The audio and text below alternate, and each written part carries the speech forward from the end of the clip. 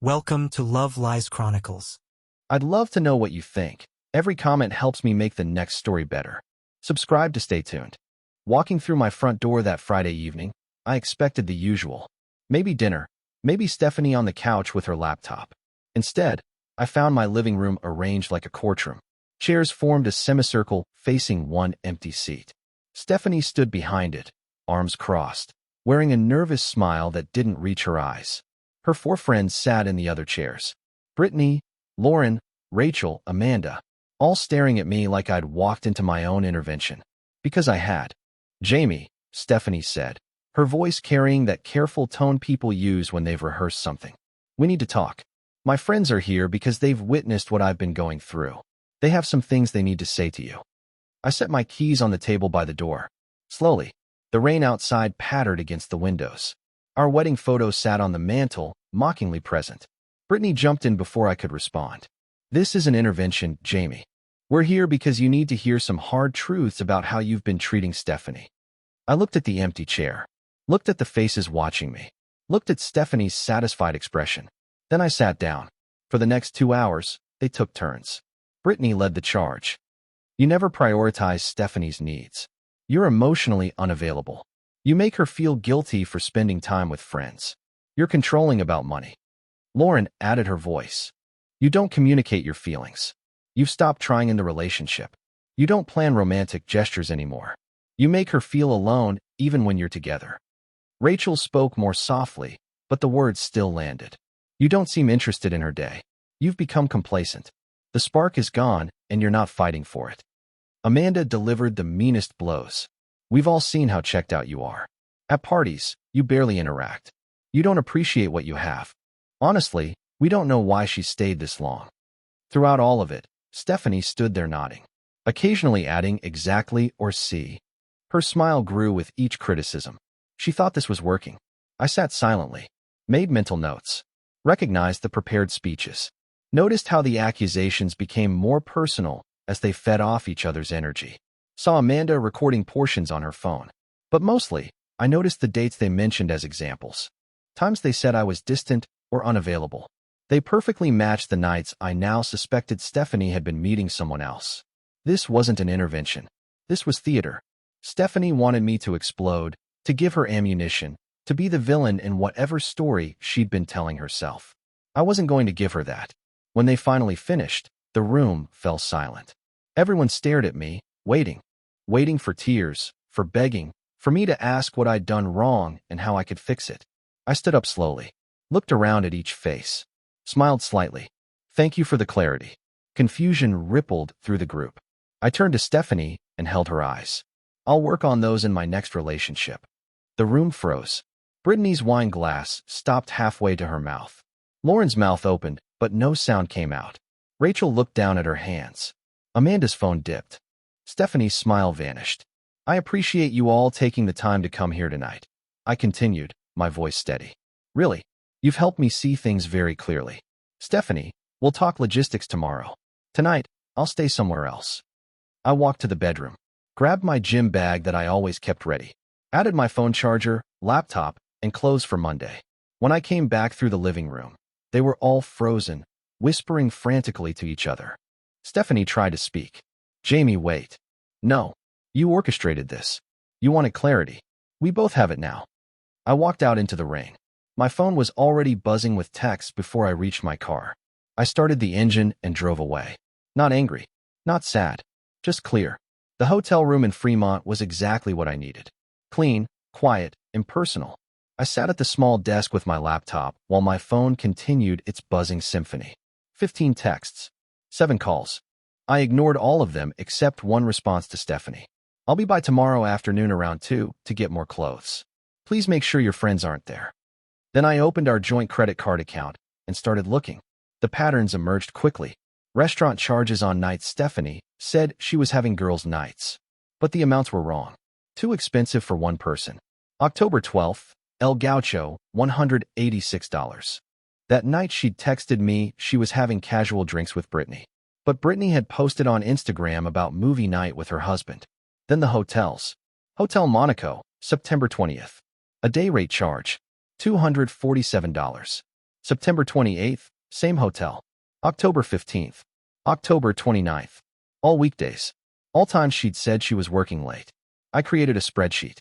Date, charge, amount, what Stephanie told me she was doing, what actually happened. The total came to $3,200 over 8 months. Next, I pulled up our phone records. One number appeared constantly. Started in March. 147 calls and texts in 3 months. Daily contact. The number wasn't saved in her phone under any name I recognized. I ran it through a reverse lookup. Connor Blake. 33. Seattle area. Facebook told me the rest. Connor Blake. Mutual friends with Stephanie from high school. Comments on her old posts from years ago. Relationship status changed from in a relationship to its complicated 8 months ago. Recent photos showed him at the same restaurants as the charges. High school boyfriend. Reconnected on social media. 8 months of rebuilding connection. Stephanie's friends probably didn't even know. She'd been lying to everyone. I saved everything. Screenshots, documents, timeline. 3 copies in different places. My phone buzzed again. Stephanie, we need to talk. This is ridiculous. I typed back. Already talked. You were very clear about wanting a divorce. That's not what I meant. That's exactly what you meant. You said it in front of witnesses. Monday morning, I sat in Catherine Brennan's office on the 42nd floor of Columbia Tower. Windows overlooked Elliott Bay. Professional, successful, exactly what I needed. I handed her the organized folder. Financial documentation. Phone records. Timeline. Social media screenshots. Notes from Friday's intervention. She read in silence for 6 minutes. Then looked up. This is remarkably thorough. How long have you suspected? 2 months for certain. For months of vague unease before that. Smart. Most people confront immediately and lose the evidence. She tapped the folder. You've given us an exceptionally strong position. Did anyone record the intervention? Amanda Price was recording parts on her phone. Excellent. Public humiliation attempt with witnesses. Shows character and intent. She opened her notepad. Washington is a community property state, but misuse of marital funds for an affair is different. We can seek restitution for these charges. What was your down payment on the house? $85,000. Inheritance from my grandfather. I have bank records showing it came from my separate account before marriage. Perfect. That's separate property. She outlined the strategy. File papers this week. Serve them at Stephanie's workplace. Push for separation agreement. Seek the house or full buyout plus restitution. Here's what I need you to do, Kate said. Do not engage in emotional conversations with her or her friends. Everything goes through me. Keep documenting. Be prepared for accusations. Don't defend, don't engage. What about her friends? Kate paused, thoughtful. Do they know about the affair? I don't think so. She told them I'm a bad husband. She's lied to everyone. Interesting. People who stage public humiliations usually do it from moral superiority. When that foundation crumbles, she smiled. Let me think about that. Before the legal papers were served, I had to collect more of my things. Saturday at 2, I arrived at the townhouse. Stephanie's car was there. No friends, thankfully. She opened the door before I could use my key. Her eyes were red. Jamie, thank God. Can we please talk about Friday? I'm just here to get clothes and work things. I walked past her to the bedroom. She followed. You can't seriously be planning to leave over this. It was supposed to help our relationship, not end it. Help our relationship? I stopped. You had your friends spend 2 hours telling me everything wrong with me while you smiled. How exactly does that help? I thought if you heard it from other people, you'd actually listen. You never listened to me. I listened to every word Friday night. Very clearly.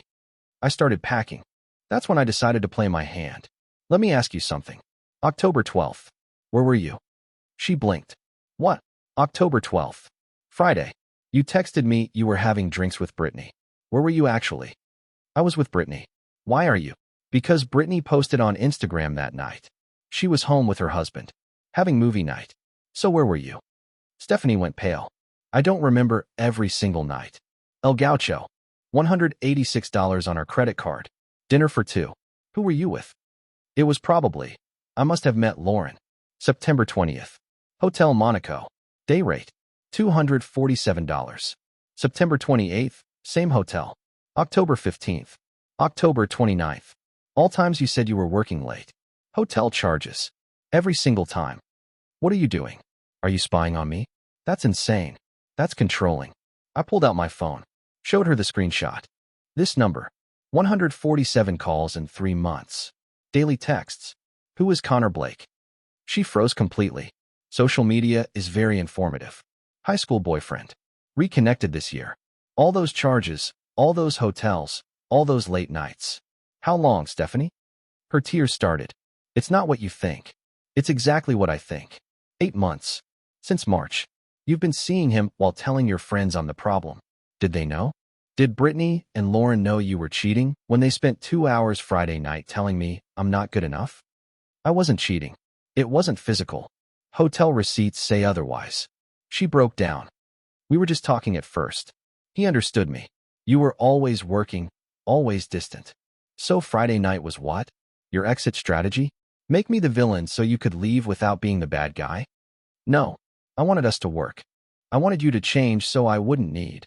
She stopped herself. So you wouldn't need him? I laughed without humor. That's not how relationships work. If you were unhappy, you talk to your spouse. You don't cheat, then orchestrate a public humiliation to justify it. She switched tactics. I'll end it with him. Completely. We can go to counseling. We can fix this. Now you want to fix it? After staging an intervention to break me down? After your friends recorded parts of it on their phones? After 8 months of lying? They don't know about Connor. They think you're neglectful. I can tell them it was a misunderstanding. Oh, you're going to tell them something. But it won't be a misunderstanding. Her eyes widened. What does that mean? It means I'm filing for divorce. This week. And your friends are going to learn exactly why. You can't tell them. It would humiliate me. Ruin my friendships. Like you tried to humiliate me Friday? In front of those same friends? While I sat there knowing you were lying to all of them. That's different. No, it's exactly the same. Except I have evidence. She was fully panicking now. Jamie, please. We've been together 6 years. Married for 4. That has to count for something. It did count for something. It counted enough that I should have gotten an honest conversation instead of an ambush. It counted enough that you shouldn't have spent our money on another man. It counted enough that you shouldn't have lied to everyone we know. I grabbed my suitcase. My attorney will be in touch about the logistics. Your attorney? You already hired an attorney? Hired one Saturday morning. You'll be served this week. I suggest you hire one too. You can't be serious. I've never been more serious. You staged an intervention to end this marriage, Stephanie. Congratulations. It worked. I didn't want to end the marriage. I wanted you to fight for me. I stopped at the door, turned back. Fight for you? You spent 8 months cheating on me, then gathered an audience to tell me I'm not worth your time. Why would I fight for someone who thinks that's acceptable? Because you love me. I loved who I thought you were. But Friday night, you showed me exactly who you are. The person you are orchestrates public humiliations to avoid honest conversations. That's not someone worth fighting for. That's someone to walk away from. I left her standing in the doorway. The next few days blurred together. Papers were served Wednesday morning at the coffee shop where Stephanie met her friends. Brittany and Lauren were there. They watched her face go white as the process server handed her the envelope. My phone exploded. Stephanie called 12 times, sent over 20 texts. Brittany called 3 times with messages about how I was destroying Stephanie. Lauren sent texts saying this seemed fixable. Rachel sent one message hoping we were both okay. Amanda called from unknown numbers. I responded to none of them except one text to Stephanie. All communication goes through attorneys. Wednesday evening, Stephanie showed up at my friend Greg's house in Queen Anne. She'd figured I'd be staying with him. I came to the door, but didn't invite her in. Please, just 5 minutes. Face to face. No. Everything goes through attorneys. You're really going to throw away 6 years over this? I'm not throwing away anything. You did that. Friday night. And 8 months before that. I made a mistake, but divorce? Without even trying to. You tried to publicly humiliate me instead of having an adult conversation. That tells me everything I need to know. We're done. I closed the door. Thursday afternoon, Kate called. Got an interesting call today. Brittany Hayes, friend of your wife's? One of the intervention participants. What did she want? To inform me you're being unreasonable and this is all a big misunderstanding. Said Stephanie is devastated and you're refusing to communicate. That's accurate. I am refusing. Good. Stay that course. But this gives me an idea. How would you feel about a meeting? Stephanie's friends seem very invested. They were there for the intervention. They should be there for the truth. You want to tell them about the affair. I want to present the evidence that supports our divorce petition. If Stephanie's friends happen to be present to support her, they'll learn some interesting things. When? Friday afternoon, my office. You game? Absolutely. Friday at 3, I arrived at Kate's conference room. Large table, documents organized, windows overlooking the water, rain against the glass. Stephanie came next with her attorney, Michael Ross. She looked exhausted, nervous. Took a seat across from me, but wouldn't meet my eyes. Then the friends arrived. Brittany, Lauren, Rachel, Amanda, confused but invited by Stephanie for support. They filled the chairs around her end of the table. Kate began. Thank you all for coming. I'm Catherine Brennan, representing Jamie Thornton. This is Michael Ross, representing Stephanie Thornton. I understand some of you are here for support, which is fine. You'll be hearing some private information. If anyone's uncomfortable, you're welcome to leave. No one moved. Excellent. Let's begin. Michael, you've seen our petition. Full restitution for misappropriated marital funds, the house or equivalent buyout, standard asset division. Your client is contesting these terms? Michael started to respond, but Kate cut him off. Let me stop you.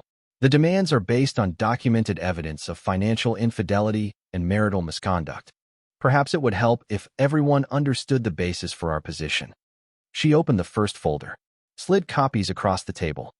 These are credit card statements from the joint marital account, March through November. I'll draw your attention to highlighted charges. The friends leaned in to look. Stephanie went pale. Brittany read aloud. These are just restaurant charges. People eat out. Yes, but note the amounts and dates. October 12th, El Gaucho, $186. Dinner for 2. Stephanie, you texted Jamie that night you were having drinks with Brittany. Brittany, were you with Stephanie October 12th? Brittany hesitated. I'd have to check. Lauren said quietly. You weren't. That's the night you posted about movie night with Derek. Brittany looked at Stephanie. Steph? Stephanie said nothing. Kate continued. September 20th, Hotel Monaco, day rate. September 28th, same hotel. October 15th, October 29th. All midweek. All during hours Stephanie told Jamie she was working late or meeting friends. Amanda looked at the statements. Why would she need a hotel in Seattle? We all live here. Kate opened the second folder. Phone records from the joint cell plan. One number appears 147 times in 3 months. Daily communication. The number belongs to Connor Blake, Stephanie's ex-boyfriend from high school. They reconnected on social media in March. Rachel's voice shook. Stephanie, you were talking to Connor? Your ex-Connor? Stephanie wouldn't look up. We were just friends. Friends who met at hotels 4 documented times. Friends she bought a $380 watch for using marital funds. Friends she had dinner with while telling her husband she was with you ladies. Lauren turned to Stephanie. You've been seeing Connor? Since March? It wasn't like that. Brittany's anger was building. We spent 2 hours last Friday telling Jamie he was the problem. We said he was neglectful, that he didn't prioritize you, that he was checked out. And you were cheating? I wasn't cheating. We were just reconnecting.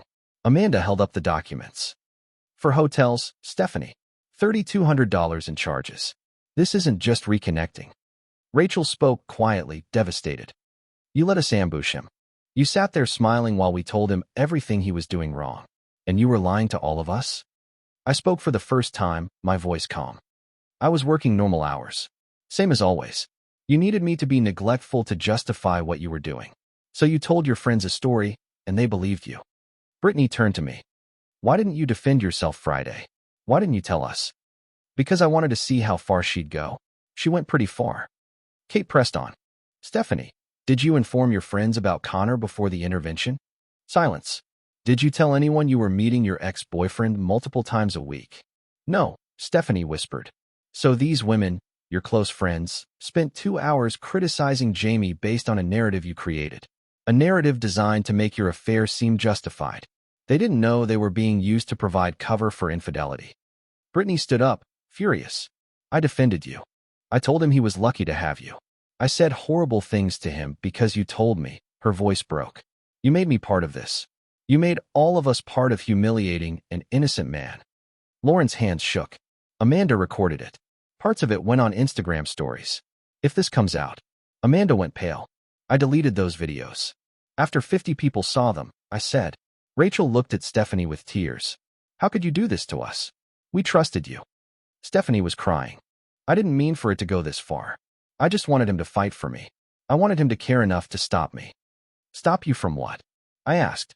Cheating? That's not something I should have to stop. That's something you shouldn't do. You were so distant. You didn't notice I was unhappy. I noticed. I noticed you were on your phone constantly. I noticed the unexplained charges. I noticed you were never home. I noticed all of it. I just gave you the rope.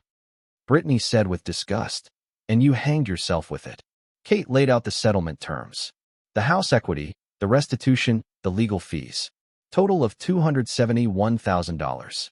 Stephanie's attorney looked defeated. My client doesn't have that kind of liquid assets. Then the house sells, or she gets a loan to buy him out. Brittany stared at Stephanie. You're going to lose the house? Over this? One by one, the friends stood to leave.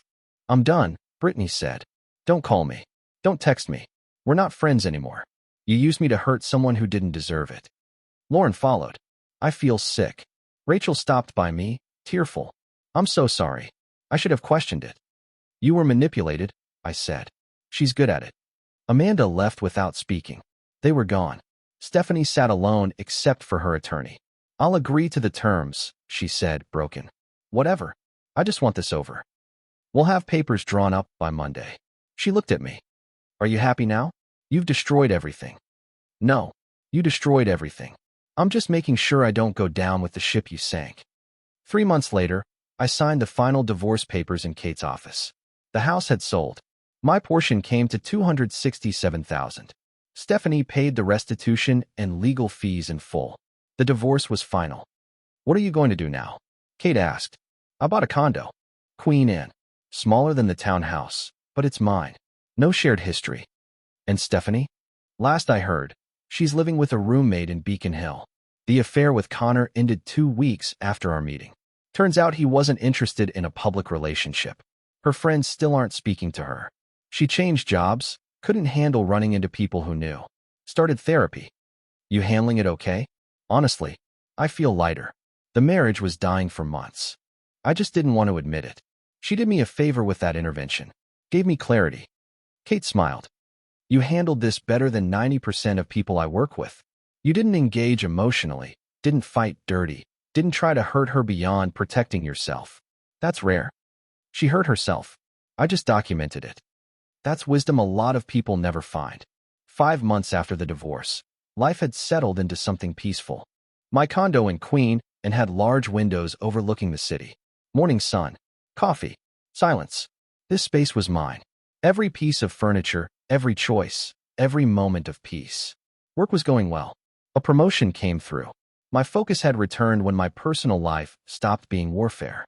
Meeting Greg for drinks one evening, he asked, You dating yet? Not yet. Maybe eventually. Right now, I'm enjoying the quiet. Heard through the grapevine Stephanie's still struggling. Lost her whole friend group. Connor's apparently engaged to someone else. I hope she figures things out eventually. But that's not my concern anymore. No lingering feelings? No bitterness? Honestly, no. She showed me exactly who she was. I just accepted it and moved on. On a Saturday morning 6 months after the divorce, I was at Pike Place Market buying vegetables. Enjoying the morning, the tourists, the flowers, the coffee smells. Life happening around me. I turned from the produce stand and saw her. Stephanie, 10 feet away. She'd see me too. No avoiding it. She looked different. Thinner, tired, hair shorter, less polished, carrying a single grocery bag. Alone. Jamie. Hi. Stephanie. Awkward pause. People flowing around us. You look good. Healthy. Thanks. You getting by? Yeah. I'm managing. Living in Beacon Hill now. Different job. Starting over, I guess. I heard. I'm glad you're managing. She hesitated. I know you probably don't want to talk, but I've been in therapy. Working on myself. Understanding why I did what I did. That's good. Everyone should do therapy. I wanted to apologize. Really apologize. Not like before when I was panicking. I mean genuinely apologize for what I did. The intervention, the lying, using my friends, all of it. Okay. That's it. Just okay? What do you want me to say? You've apologized. I hear you. Do you forgive me? I thought about it. I don't know if forgiveness is the right word. I'm not angry anymore. I'm not hurt. I'm just neutral. You're someone I used to know who made choices I didn't agree with. That's all. Tears started in her eyes. That's worse than anger. Maybe, but it's honest. You wanted me to fight for you, to be devastated, to beg you to stay. When I didn't, you realized too late what you'd lost. But you didn't lose what you thought you lost. You lost the version of me that would have tolerated that behavior. I know. I see that now. I thought you didn't care because you weren't emotional. But you cared enough to have standards. Yeah. I lost everything. My friends, my marriage, my home. Connor didn't want anything serious. My parents barely talked to me. All because I was too coward to just have an honest conversation. You didn't lose everything. You lost the things you took for granted. There's a difference. Do you ever wonder if we could have worked through it? If I had just been honest from the start? No. Because the person who could orchestrate that intervention isn't someone I want to be married to. That's a character issue, not a communication issue. She accepted this. That's fair. Are you happy now? Yeah, I am. Not in a dramatic, everything's perfect way. Just in a peaceful, authentic way. I like my life. I like who I am in it. I'm glad. I mean that. You deserve to be happy. You do too. Just not at my expense. Yeah. She paused. I should let you go. Just errands. Nothing exciting. That sounds nice actually. Boring, normal weekend. It is. She tried one more time. If you ever want to get coffee and talk about what went wrong, like closure or whatever, I have closure. I had it 6 months ago when I signed the papers. But I hope you find yours. Did you ever love me? Really? Yeah, I did. I loved who I thought you were. But people show you who they really are when they think they're winning. The intervention showed me exactly who you were when you thought you had the upper hand. That's the truth of you. She nodded, crying quietly. I guess I deserved that. You deserved honesty. That's what I'm giving you. Goodbye, Jamie. Take care of yourself, Stephanie. We parted. She walked toward the exit. I continued shopping. No rush of emotion. No anger. No satisfaction. No regret. Just recognition that some chapters closed completely. She was part of my story, but not the story itself. The intervention was supposed to break me. Instead, it freed me. 1 year after that Friday night intervention, I sat on my balcony with coffee, watching November rain fall on Seattle. City lights reflecting off wet streets. My phone rang. David, my brother. Hey, just checking in. 1 year anniversary. You remembered. Of course. How you doing? Honestly, I'm great. Bought new furniture this week. Finally feels fully like my space. Dating yet? Went on a few dates. Nothing serious. Not rushing it. Smart. You sound different than you did a year ago. Lighter. I am. I didn't realize how heavy that relationship had become. Constant wondering. Constant performing. Constant trying to be enough for someone who was looking for reasons I wasn't. After hanging up, I sat with my coffee, watching the rain. A year ago, Stephanie thought she was ending our marriage on her terms. She had her friends, her script, her audience. She expected me to crumble, to fight, to give her the drama that would justify the story she'd been telling herself. Instead, I gave her agreement. And in that agreement, I took back every ounce of power she thought she had. The intervention was supposed to be about my flaws. Turned out, it was a mirror held up to hers. She couldn't handle what it reflected. I learned that love without respect is just slow-motion destruction. I learned that silence can be more powerful than any argument. I learned that walking away with dignity beats fighting for scraps every single time. Most importantly, I learned that the best revenge isn't revenge at all. It's building a life so full of peace that the chaos you left behind becomes a distant memory. Stephanie wanted me to fight for her. But you don't fight for someone who's already decided you're not worth their honesty. You just let them go and build something better. Her friends learned not to be weapons in someone else's war. She learned that public humiliation has consequences. And I learned that sometimes the bravest thing you can do is simply agree with someone who's trying to hurt you.